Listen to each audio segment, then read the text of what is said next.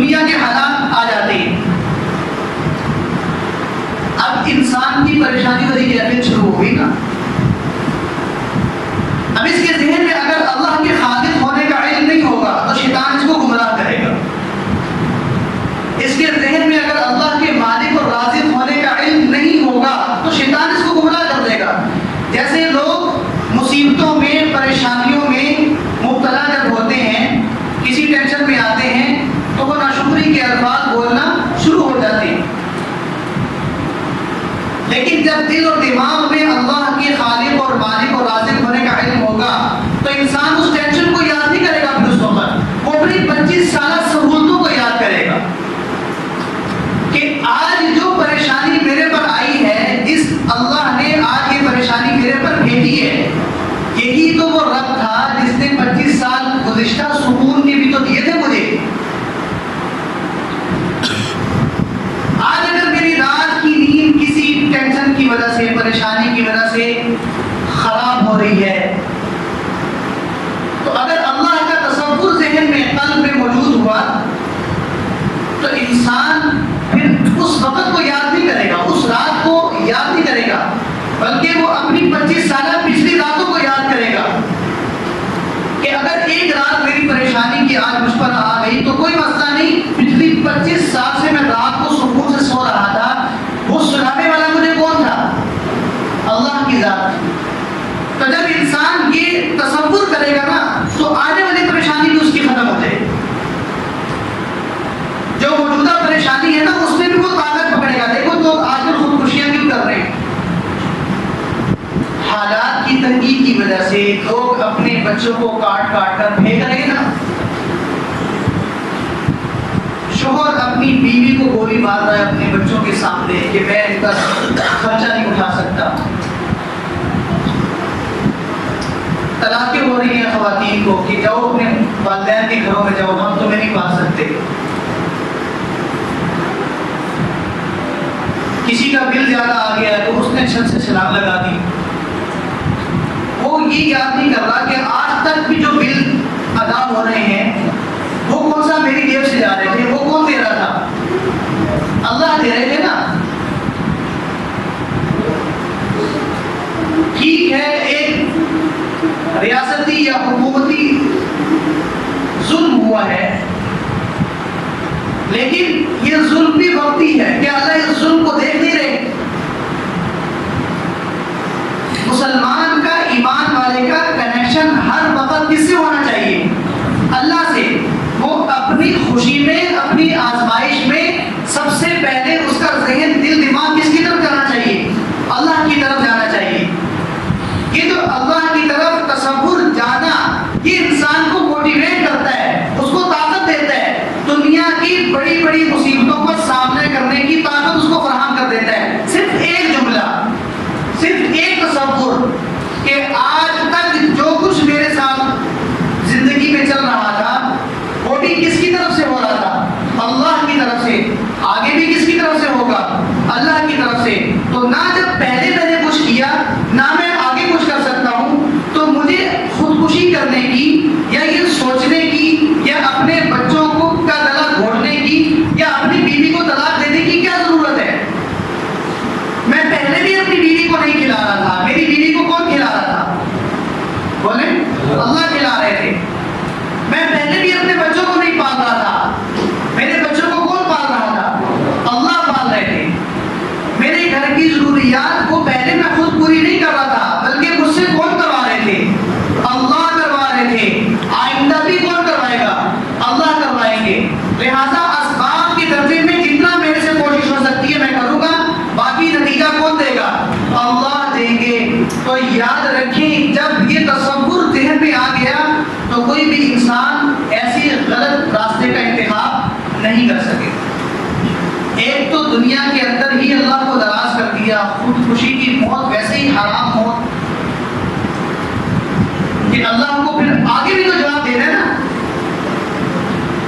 دنیا سے تو آپ دنیا کی ٹینشنوں سے تو آزاد ہو گئے, آپ اپنے آپ کو مار کے, اپنے بیوی بچوں کو مار کے, لیکن بتاؤ کہ پھر دوبارہ تم نے دنیا میں نہیں آنا. اب جب تم اپنے آپ کو مار کے, کسی کو مار کے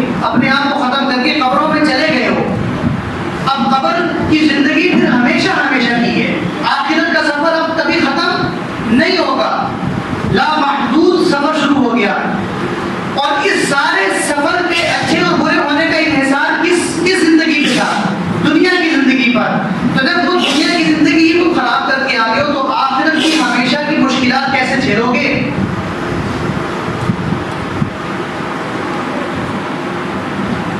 وہ قبر میں حساب نہیں ہوگا اس موت کا، جو موت انسان مر کے جس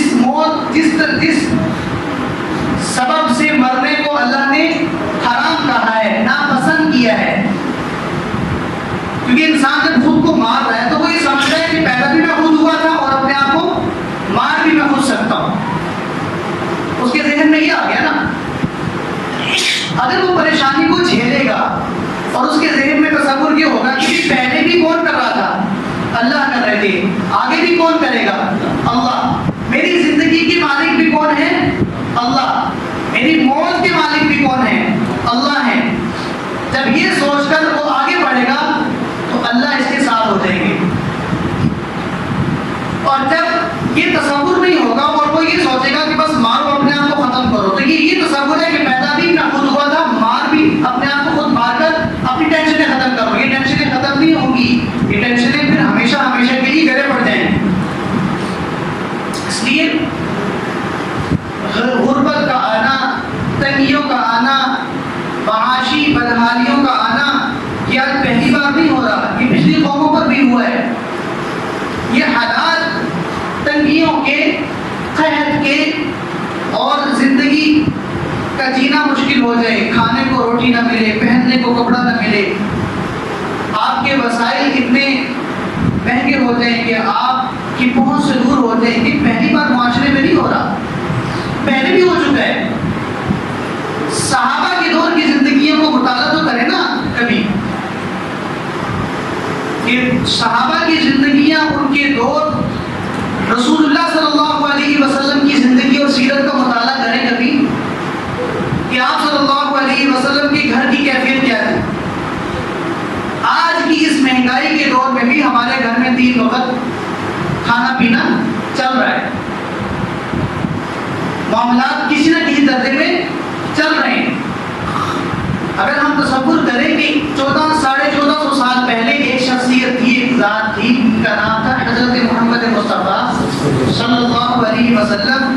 ان کی ازواج سے پوچھیں کہ آپ کے گھر کی کیفیت کیا تھی، تو حضرت عائشہ کیا فرما رہی ہیں کہ 2 چاند گزر جاتے تھے اور ہمارے گھر میں چولہا جلتا ہی نہیں تھا.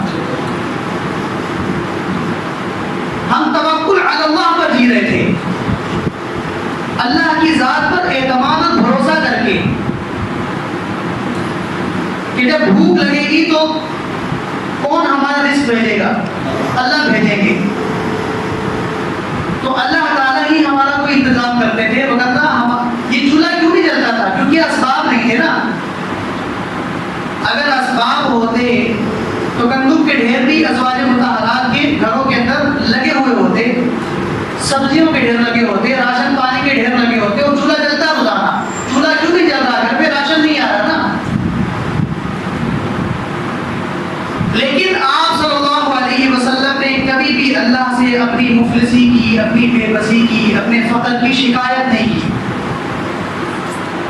رضیت باللہ ربا وبالاسلام دینا وبمحمد نبیا صلی اللہ علیہ وسلم. یا اللہ، آپ نے جس حال میں رکھا ہے میں آپ سے اس حال میں بھی راضی ہوں. یہ والی کیفیت تھی. اور آخرت میں جو فیصلے ہونے ہیں وہ اسی کیفیت پر ہونے ہیں. اس کیفیت پہ نہیں ہونے کہ کس کے گھر کے اخراجات کتنے زیادہ تھے، کس کے گھر کے بل کتنے زیادہ آتے تھے.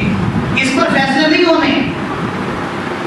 ذرا اپنے دماغ کو چینج کریں، اپنے خیال کو چینج کریں ذرا.